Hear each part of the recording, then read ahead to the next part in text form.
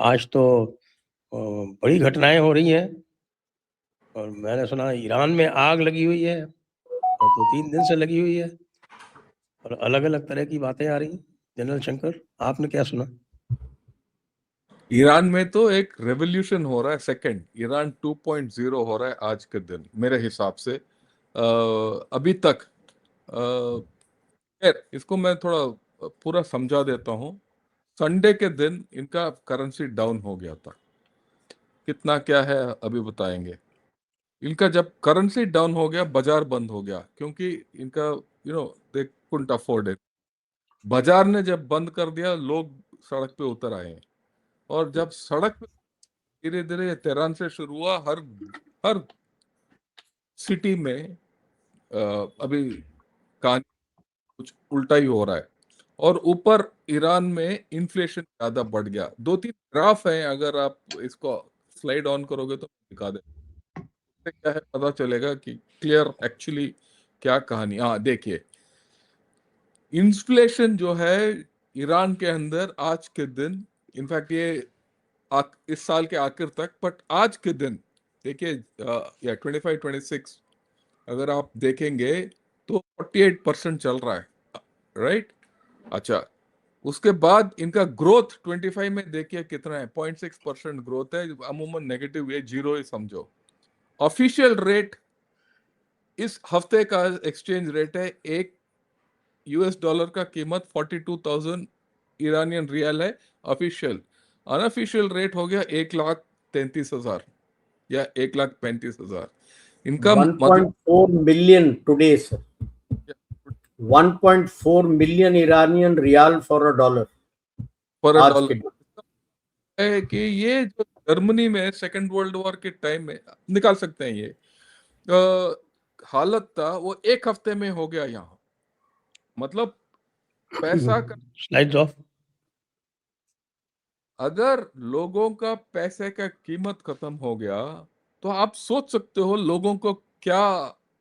अगर आप सोचो, अगर आपके पास बैंक में 20-25 लाख है, आपका पेंशन मान लो, आपका वेतन मान लो, आपका you take it as your saving जो भी है, कल के दिन ये आज तक वो 2 लाख या 3 लाख से आप मान लो $2,000 ले सकते थे, पर आप उससे $2 भी लेने ले सकते हो, तो खत्म। और इसीलिए लोग सड़क पे उतर आए हैं। और कहानी यह है कि ये आज छठा दिन है, 5वां दिन तक 6 लोगों का मृत्यु हो गया। लोग भाग रहे हैं, ये सिक्योरिटी फोर्स भाग रहे हैं। ये नहीं पता कि कब्र कहाँ है, वो कमेनी जी, उसका भी कब्र नहीं है। और आज पता नहीं क्या हुआ अभी तक, ये रात को कब्र आएगा, कल पता चलेगा। अगर ये 2 दिन और चले तो आप समझ लो कि रेवोल्यूशन खत्म हो गया। ये मुल्लों का कहानी जो 89 में शुरू हुआ था खोमेनी आने के बाद, ये खत्म हो जाएगा। और फिर एक नया कंप्लीटली डिस्टेबलाइज ईरान आप पाओगे। उसमें कौन लीडर होगा, क्या ये पुराना शाह को ले आएंगे या नहीं ले आएंगे, कौन लेके आएगा ये नहीं पता।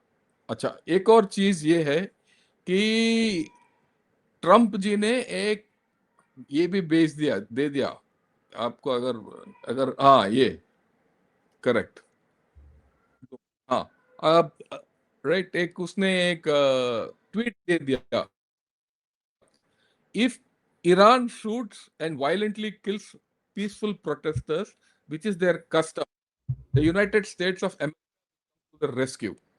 We are locked and loaded and ready to go. Thank you for your attention, Donald J Trump. उसने ये भी चेतावनी दे दिया कि भाई अगर आप लोगों को मारोगे तो हम आ जाएंगे अंदर। और यूएस एम्बेसडर टू ईरान उसने बोल दिया कि भाई ये तख्ता पलट हो रहा है, और in their own way. So regime change होने का चक्कर है।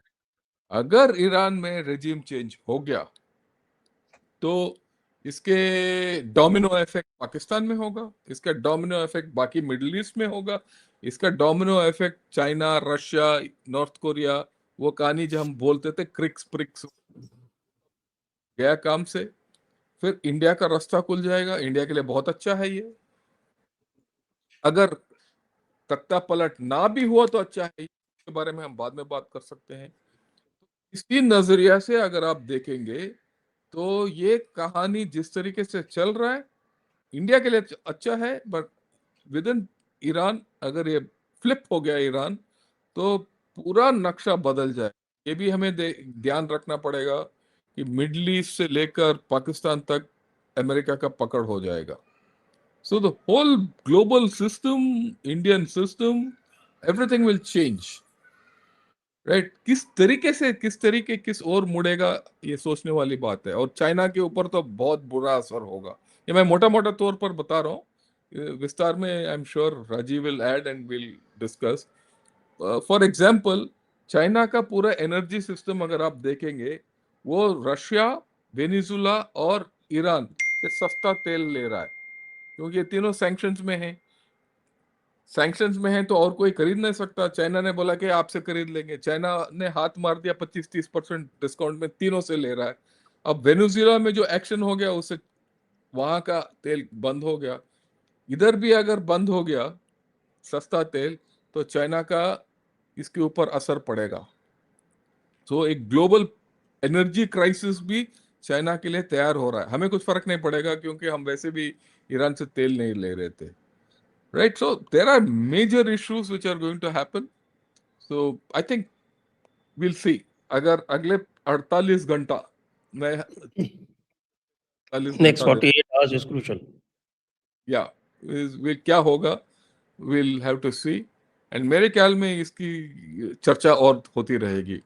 अभी तक के लिए इतना बात करूंगा। I think back to you Sanjay ji. जी राजीव जी, आप क्या हाँ, कहेंगे? तो थोड़ा सा इसका बैकग्राउंड देता हूं। इट ऑल बिगैन ऑन 28 दिसंबर, जब ईरान ने अपने करेंसी को 40% डिवैल्यू कर दिया और वहीं से सारे दुकान बंद होके, क्योंकि लोगों के पास खरीदने की क्षमता नहीं रही, दुकानदार में कोई बिक्री नहीं हुई, शटर डाउन और सब सड़क पे आ गए। तब से सड़क पे आए हैं। And the value of the rial is only crashing and crashing and crashing. Like I said, today's value is $1.4 million to 1 riyal. नहीं, उल्टा 1.4 million riyal to $1. I stand corrected. And this is in the open street. The news that I am getting from US and Israel is he tried to run away to Russia. यानी जब से ये लड़ाई शुरू हुआ था, ये midnight hammer का जब शुरू हुआ था, नॉर्थ ईस्ट तेहरान में there is a place called Lavijan या लाजीवान, ऐसी कोई जगह है नॉर्थ ईस्ट तेहरान में। वहां पे एक सिक्योर बंकर के अंदर ये अपने फैमिली के साथ था and communication was through messaging paper, ताकि लोग they were really scared of the Israelis जरा सा भी कम्युनिकेशन करेगा वो तो वो पकड़ लेंगे।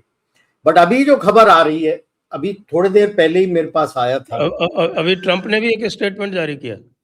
हाँ, वो तो बताया ना उन्होंने कि अगर गोली चलाओगे तो हम तैयार हैं, लोडेड एंड रेडी।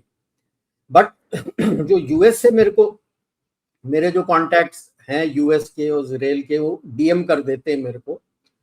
तो उन्होंने मैसेज भेजा है कि try to run to Russia, but the claim is he was stopped at the airport. I think Russians would have refused to accept his aircraft landing in Moscow, and that he is attempting to run away by road to Iraq. That is the message, and that there is violence out on the streets against the mullahs. बड़ा मुश्किल है, Tehran से तो बड़ा दूर पड़ेगा border.